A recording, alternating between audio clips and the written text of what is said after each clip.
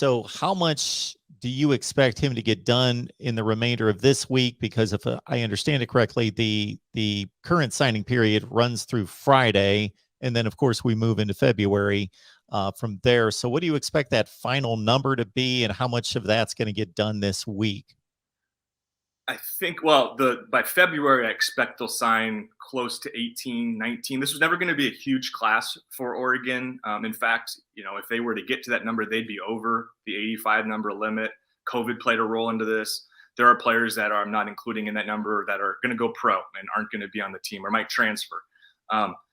This week on Friday, there are two recruits that are priority recruits who are making decisions, and Oregon is a factor for both high-end four-star recruits. One is Tetairoa McMillian, a top 50 wide receiver recruit out of the Southern California area. McMillian is down. He is committed to Oregon, but he's down to Oregon and Arizona for a decision. And then the other one is a player that Oregon never landed a verbal commitment from, but for a while in the fall felt like a strong favorite, and that's Cyrus Moss, another big-time edge rush player out of the Las Vegas area. I'm not sure the likelihood of landing both, but I expect that they'll probably get one of the two. And if they did get both, again, given Lanning's lack of experience with these players, that would be another early indication that he's really got some recruiting chops, his ability to do that, again, with next to no help. I will also note that I've already talked about some of the successes this week from a recruiting perspective.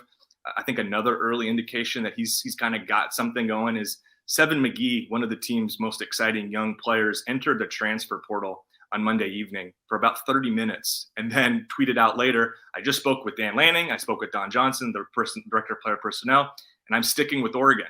That was maybe his first real recruiting win, was keeping Seven McGee in the fold. That's a player who plays running back, plays wide receiver, a name that Oregon fans I know have been really high on throughout this fall and had very high expectations for 2022 and beyond. So keeping him around felt like an early win for the Lanning era.